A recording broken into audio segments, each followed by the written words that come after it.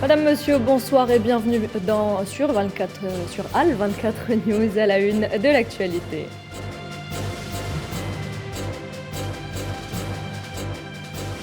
En Tunisie, début du comptage des voix du référendum sur la nouvelle constitution.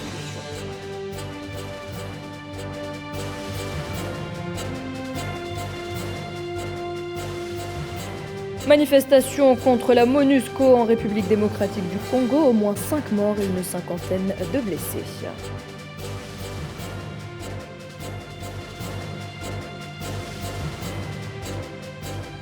Première visite en Afrique d'Emmanuel Macron depuis sa réélection. Le président français est au Cameroun pour discuter des relations politiques et économiques en perte de vitesse.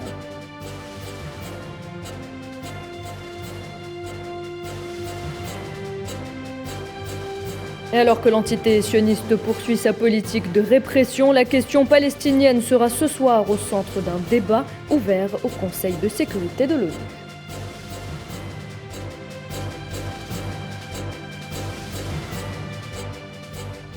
Madame, Monsieur, bonsoir. Nous le disions à l'instant, après le vote hier, l'heure est au comptage des voix en Tunisie. Après le référendum sur la nouvelle constitution, sur les 9 millions de Tunisiens appelés aux urnes, près de 28% ont voté. Un vote qui serait plutôt favorable à cette nouvelle constitution, selon les sondages.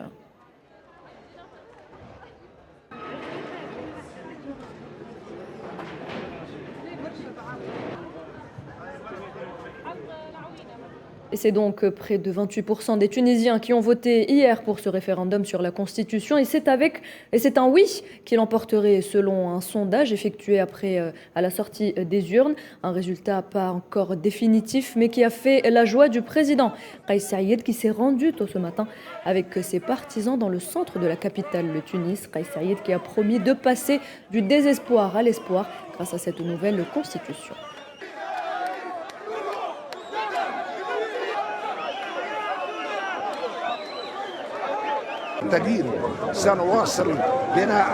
Nous continuerons à construire la Tunisie pour qu'elle devienne ce qu'elle a été, et même mieux qu'avant. Ce que le peuple tunisien a fait en ce jour est une leçon pour le monde et une leçon pour l'histoire à une échelle à laquelle les leçons de l'histoire sont mesurées. Et au lendemain de ce référendum constitutionnel, les réactions sont mitigées en Tunisie. Si certains Tunisiens se disent plutôt optimistes quant à l'évolution de la situation dans leur pays, d'autres préfèrent ne pas encore se prononcer. Safwan Ben Sabri. L'événement est à la une de tous les quotidiens nationaux. Le référendum pour une nouvelle constitution tunisienne a eu lieu ce lundi.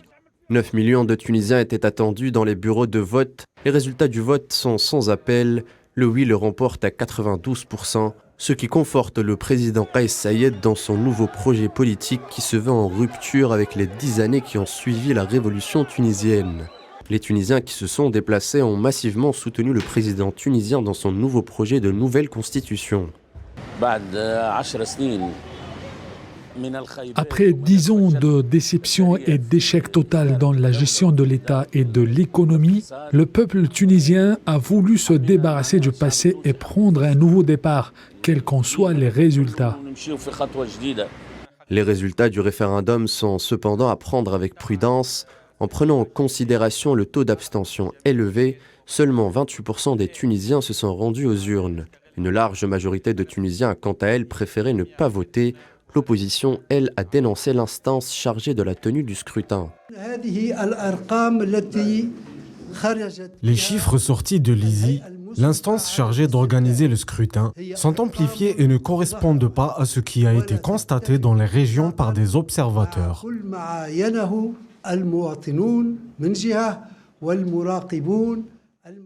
Néanmoins, la Tunisie est en passe de connaître une nouvelle forme de gouvernance avec un régime plus présidentiel que parlementaire et une plus grande concentration des pouvoirs.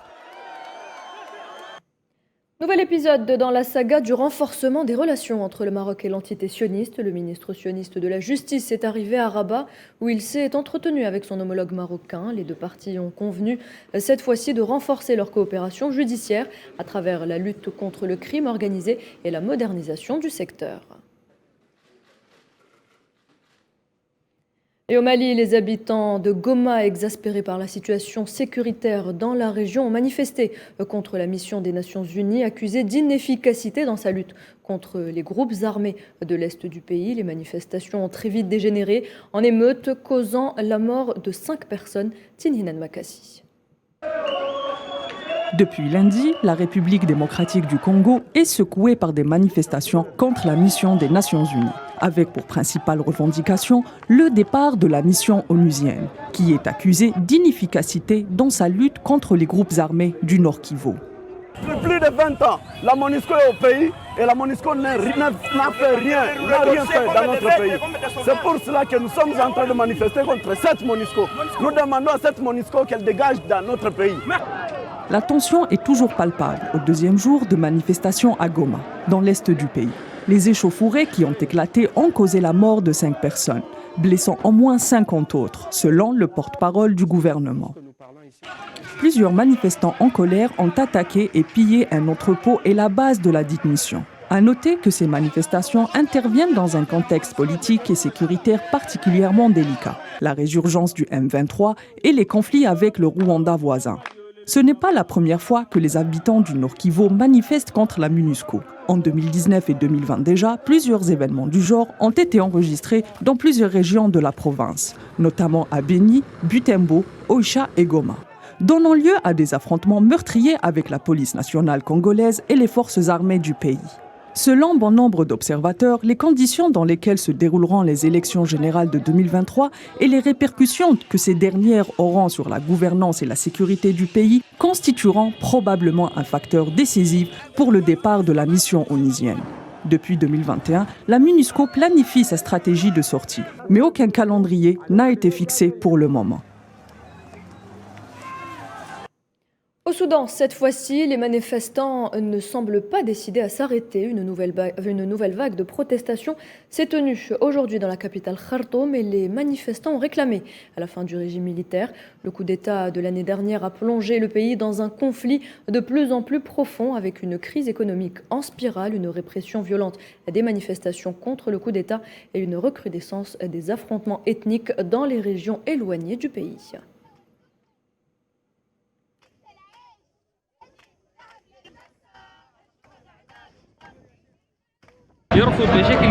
Le peuple soudanais refuse catégoriquement et principalement d'être impliqué dans un conflit armé fondé sur la couleur ou l'ethnie. Les Soudanais devraient refuser cela et tous les appels au combat. Tous ces appels doivent être rejetés et le peuple soudanais doit vivre dans un pays pacifique. Nous dénonçons le tribalisme, le racisme et nous appelons à renverser le gouvernement du coup d'État qui a consolidé le tribalisme et le régionalisme. Nous allons, si Dieu le veut, faire tomber ce gouvernement et le Soudan sera une seule nation pour tout son peuple. Et autre pays où la situation est préoccupante, la Libye. L'impasse politique persiste avec très peu d'avancées économiques, sans parler des inquiétudes touchant aux droits de l'homme qui n'enregistrent aucun réel progrès. Le tout provoque au quotidien des manifestations, voire des troubles de plus en plus violents dans plusieurs villes du pays. Mais alors, jusqu'à quand? Élément de réponse avec Karim Bouaziz.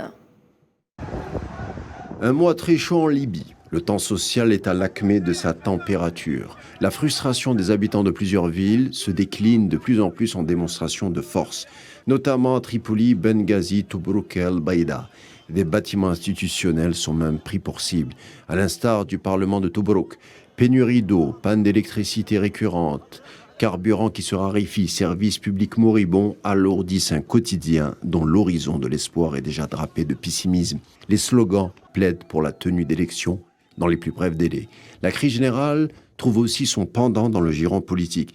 Les divisions en haut lieu sont de plus en plus difficiles. Le tableau noir élargit son espace également pour une place, et non des moindres, pour les milices armées. La sous-secrétaire Martin Pobby de New York exhorte le personnel politique libyen à davantage de responsabilités. L'activité militaire a également augmenté dans la région occidentale, en particulier sur le flanc oriental de Tripoli, à Misrata et dans les faubourgs de Sirte. Nous profitons pour faire part de notre profonde préoccupation à la suite d'affrontements armés ayant eu lieu à Tripoli dans la nuit du 21 juillet, ainsi que d'escarmouches entre groupes armés à Misrata le 23 juillet, ayant occasionné un nombre non confirmé de victimes civiles. Réaffirmant l'importance d'un cessez-le-feu, Marta Pobby a réitéré son appel au dialogue entre toutes les parties. L'autre problème majeur de la Libye se situe au niveau de la compagnie nationale de pétrole. Au-delà du problème d'organigramme pour ce qui est de la décision finale, la reprise des exportations à compter du 19 juillet dernier est loin de leur pleine capacité. Un manque à gagner se chiffrant à 4 milliards de dollars. Il s'avère que le pétrole, comme les autres ressources, subissent les aléas de la pression due à la crise profonde que traverse la Libye, toujours à la quête d'un État, synonyme de stabilité, et conjuguer ainsi le quotidien au futur simple. Emmanuel Macron au Cameroun. Il s'agit de sa première visite officielle en Afrique depuis sa réélection à l'Élysée. L'occasion pour le président français de s'entretenir avec son homologue camerounais et d'évoquer les relations politiques et économiques, des relations en perte de vitesse. Khalden Batache. Le président français Emmanuel Macron au Cameroun. Première étape d'une tournée africaine qui prend des allures de priorité stratégique pour l'Élysée. Il s'agit en effet du premier déplacement du chef de l'État depuis sa réélection. Une visite qui intervient dans un contexte très difficile, marqué par un net recul des intérêts économiques et géostratégiques de la France en Afrique francophone, notamment après les déboires militaires des opérations engagées au Mali et en République centrafricaine. Macron accompagné d'une importante délégation gouvernementale à Yaoundé. Cela dénote donc d'une énième tentative de la part de Paris d'impulser une nouvelle dynamique dans une région considérée par la France jusqu'à il y a peu comme une sorte de chasse gardée. Mais en filigrane apparaît l'ombre d'une réponse à l'autre tournée africaine du chef de la diplomatie russe Sergueï Lavrov qui s'est rendu en Égypte, au Congo et aujourd'hui en Ouganda. Les enjeux sont multiples et parfois complexes au Cameroun. D'abord, il sera question de renforcer la coopération dans le secteur de la défense, d'autant plus que le pays n'est pas sourd aux appels des sirènes d'une certaine Russie, se voulant de plus en plus proche avec le continent africain. Selon certains observateurs, la signature en avril dernier d'un accord de coopération militaire avec Moscou n'aurait pas laissé le Quai d'Orsay de marbre, qui a dans la foulée dépêché sur place son Monsieur Afrique Christophe Bigot. Même son de cloche sur le plan économique, suite aux contre-performances réalisées par les entreprises françaises en territoire africain, qui, à l'image de Bolloré Logistique, filiale du géant français groupe Bolloré, ont dû céder beaucoup de terrain à des concurrents chinois, indiens ou encore russes. Les entreprises françaises ne pèsent plus qu'environ 10% de l'économie, contre 40% dans les années 90.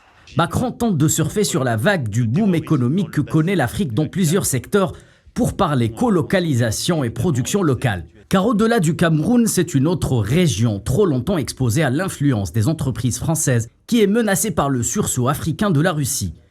Il s'agit du fameux précaré africain Congo, Bénin ou encore Guinée équatoriale, où l'ancêtre de Total Energy, ELF, avec l'aide des réseaux Focar, a pendant de longues années monopolisé les richesses en hydrocarbures enfuies au large du golfe de Guinée.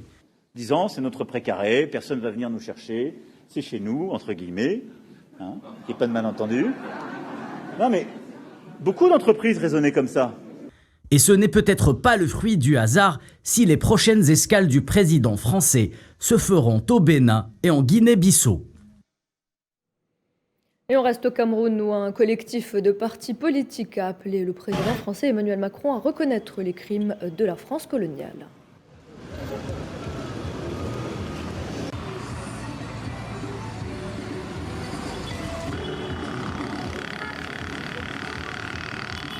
Nous saisissons l'occasion, aussi l'opportunité, pour nous adresser, pour réveiller encore les Camerounais par rapport aux problèmes historiques que nous avons avec la France. C'est-à-dire solder le passif. Tous les crimes que la France a commis au Cameroun, il faut les remettre sur la table. Une demande à laquelle le président français a répondu lors d'une conférence de presse avec son homologue camerounais Paul Biya. Emmanuel Macron promet à des historiens camerounais et français l'accès à la totalité des archives pour permettre d'éclairer le passé. Ce que je souhaite, c'est que nous puissions avoir et lancer ensemble un travail conjoint d'historiens camerounais et français qui pourront ainsi avoir accès à la totalité de nos archives. Je prends ici l'engagement solennel d'ouvrir nos archives en totalité à ce groupe d'historiens. De son côté, le ministre russe des Affaires étrangères, Sergueï Lavrov, termine une visite de 2 jours à Oyo, au centre du Congo, où il a été reçu par le chef de l'État, Denis Sassou Nguesso. La coopération et les exportations de blé rendues difficiles par l'opération russe en Ukraine depuis 6 mois ont été au centre de sa visite organisée pour rassurer les pays lourdement dépendants des céréales ukrainiennes.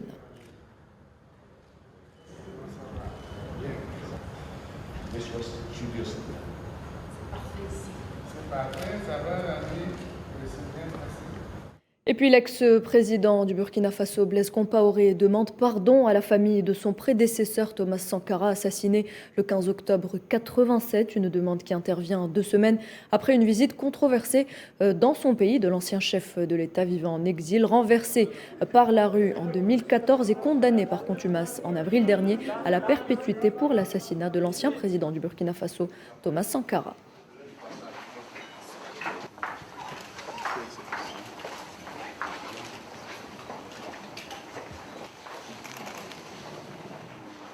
Tout autre chose à présent, la question palestinienne au menu ce soir d'un débat public trimestriel au Conseil de sécurité de l'ONU.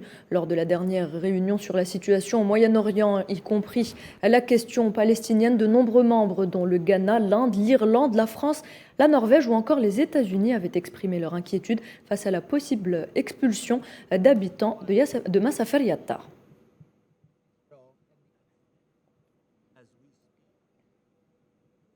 Et l'entité sioniste poursuit ses exactions dans les territoires occupés. Les forces d'occupation ont fait exploser ce mardi les maisons de 2 prisonniers palestiniens à l'ouest de Salfit. Énième provocation sur laquelle revient Naila Hamouda. L'entité sioniste poursuit impunément sa politique de répression et d'agression à l'encontre du peuple palestinien. Les violences commises n'ont quasiment jamais cessé d'augmenter. À l'aube, les forces de l'occupation sioniste ont explosé les maisons des prisonniers Yahya Mar'i et Youssef Assi dans la ville de Qarawat Beni Hassan, à l'ouest de Salfit. Des témoins oculaires ont rapporté qu'une importante force de l'armée d'occupation, accompagnée d'un bulldozer militaire, a pris d'assaut la ville et encerclé les 2 maisons, forçant leurs voisins d'évacuer leur domicile en vue de leur démolition. Il est certain que l'occupation utilise tous les moyens possibles pour réprimer et repousser ce peuple dans tous les domaines. La démolition de la maison va-t-elle décourager ceux qui commentent une attaque contre l'État sioniste? Non. La personne ne sera pas décontenancée, car le peuple palestinien est rebelle et il perçoit l'oppression. Notre volonté est puissante et nous ne nous soucions pas des maisons démolies. Nous ne nous soucions pas de supprimer l'occupation. Ils sont arrivés sans prévenir à 10 h du soir. Ils sont venus de manière provocante et ont dit « Videz la maison, videz la maison ». Ils étaient très nombreux. Ils ne nous ont pas laissé prendre quoi que ce soit dans la maison. Ils nous ont maintenus à distance de la maison pour pouvoir démolir. Des affrontements ont éclaté entre Palestiniens et l'armée sioniste. Ces derniers ont tiré des grenades lacrymogènes sur les jeunes. Le colon a également attaqué des agriculteurs et des bergers, ce qui a causé la destruction des cultures et la rupture des plants d'oliviers à Masafer Yatta, au sud d'Hébron. Ils ont également démoli une installation agricole et une caravane et rasé au bulldozer une route agricole entre Dir Sharaf et Hussein, à l'ouest de Naplouse. Le responsable chargé du dossier des colonies dans le nord de la Cisjordanie, Hassan Darlas, a déclaré que les forces d'occupation avaient balayé une route agricole et l'avaient fermée avec des cubes de béton dans la région, au milieu des affrontements. En outre, de jeunes Palestiniens ont été blessés par des balles en métal recouverts de caoutchouc, après que l'armée d'occupation a pris d'assaut le village de Beit Doro, en nord-ouest de Jérusalem occupée. 6 personnes ont été arrêtées. Ce qu'il faut rappeler, c'est que depuis la visite du président américain Joe Biden, la répression de l'État sioniste redouble de férocité contre les Palestiniens. Une politique qui se fait dans l'impunité la plus totale. Les ministres européens de l'énergie se sont réunis à Bruxelles pour discuter de l'approvisionnement en gaz, notamment pour l'hiver prochain.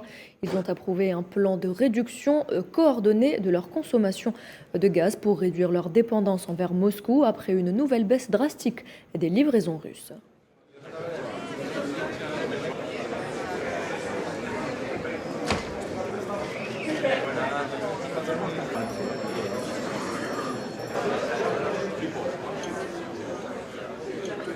Et les ralentissements économiques en Chine et aux États-Unis ainsi que l'inflation ont poussé le FMI, le Fonds monétaire international, à abaisser sa prévision de croissance mondiale pour cette année, une situation qui pourrait se dégrader davantage tant les risques sont nombreux. Il faut savoir que la croissance mondiale est désormais attendue à 3,2% en 2022, soit 0,4 points de moins qu'anticipé lors des précédentes prévisions en avril dernier.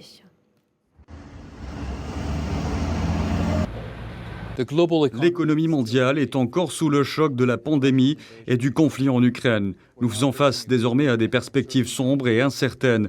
La croissance mondiale a été revue à la baisse à 3,2% cette année et 2,9% l'an prochain, alors que l'inflation a été revue à la hausse à 6,6% dans les économies avancées et 9,5% dans les économies émergentes et en développement. Les trois plus grandes économies mondiales, les États-Unis, la Chine et l'Europe, ralentissent. Le FMI qui alerte sur les risques menaçant l'économie, notamment la guerre en Ukraine et l'inflation, des facteurs de risque particulièrement préoccupants dont la concrétisation pourrait aboutir au scénario du pire, à savoir l'une des crises économiques les plus graves depuis 5 décennies. Il y a clairement des risques de dégradation des perspectives. Je veux en mentionner quelques-uns. Premièrement, le conflit en Ukraine pourrait aboutir à un arrêt soudain des livraisons de gaz russe à l'Europe. Deuxièmement, l'inflation pourrait demeurer élevée si les marchés du travail restent trop tendus. Les attentes quant à l'inflation changent et la désinflation se révèle plus coûteuse que prévu. Troisièmement, des conditions financières mondiales plus restrictives pourraient conduire à une augmentation des crises de la dette dans les marchés émergents et économies en développement. Et pendant ce temps-là, l'euro baisse une fois de plus face au dollar, perturbé par la hausse des prix du gaz, alors que les exportations russes sont diminuées la veille, faisant craindre une crise énergétique en Europe qui plomberait l'économie. L'euro cédait donc dans la matinée 0,18% à 1,02 $. Hier, le groupe gazier russe Gazprom avait repris ses livraisons vers l'Allemagne par le gazoduc Nord Stream, a annoncé de nouvelles coupures drastiques. Et retour en Algérie pour parler des exportations qui ont atteint 25,92 milliards de dollars au premier semestre 2022, une hausse de 48,3% par rapport à la même période en 2021 selon les douanes algériennes qui font état de 3,50 milliards de dollars d'exportations hors hydrocarbures, soit environ la moitié de l'objectif de 2022. Et toujours en Algérie, un protocole d'accord entre le groupe minier Managem El Jazair et la société turque Ozmert Algérie a été signé aujourd'hui. Cet accord s'inscrit dans le cadre du plan de développement et de valorisation des gisements de minerais de fer de Wenza et de Boukhadra dans la wilaya de Tébessa, dont l'exploitation relève de la société Les Mines de Fer de l'Est, filiale à 100% du groupe Manal. Les travaux de la 6e session de la conférence des plénipotentiaires de l'Union africaine des télécommunications se sont terminés aujourd'hui.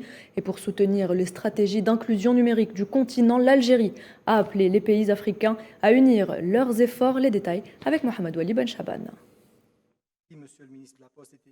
L'Algérie œuvre au renforcement des infrastructures liées au TIC en Afrique et appelle à mettre en place un marché africain commun relatif au secteur des télécommunications. Pour atteindre cet objectif, l'Algérie vise très haut et offre une occasion unique pour réunir les efforts et la coordination entre les pays du continent.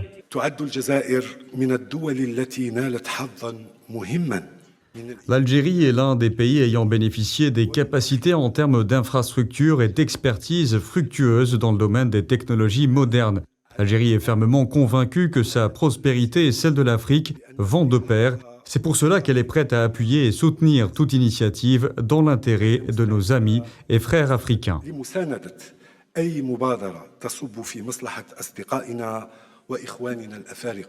L'Afrique est surtout appelée à défendre ses intérêts et droits sur l'échelle internationale pour que sa représentation aux postes internationaux dans le domaine des TIC et aux postes de direction de l'UIT soit objective. Alger appelle justement à ce que le choix du représentant africain se fasse sur la base d'un consensus. Outre l'importance de la coordination pour aboutir à des propositions régionales qui reflètent les priorités de la région, notre continent est pleinement conscient de la nécessité d'une coordination renforcée autour des nominations aux instances décisionnelles et aux postes de direction au niveau des organisations internationales, notamment au niveau de l'UIT.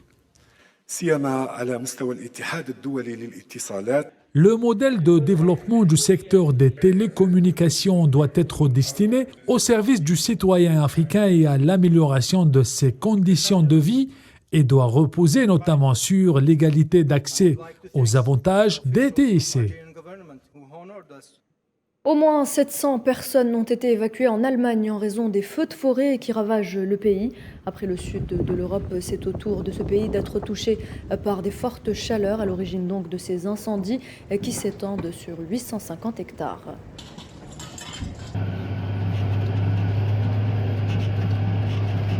Et des dizaines de personnes ont également été évacuées par les pompiers en République tchèque en raison d'un feu de forêt dans le parc national de la Suisse de Bohême, à la frontière entre la République tchèque et l'Allemagne, où là aussi des records de chaleur ont été battus.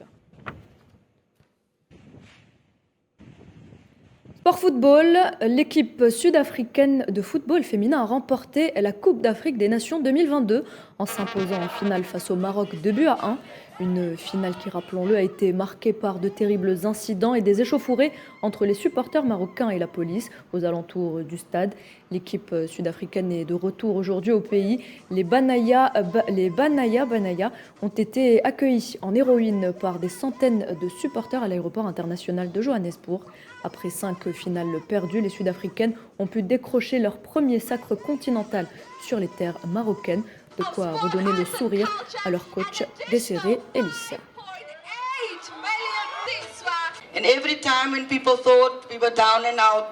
Chaque fois que les gens pensaient que nous étions au plus bas, cette équipe a relevé le niveau.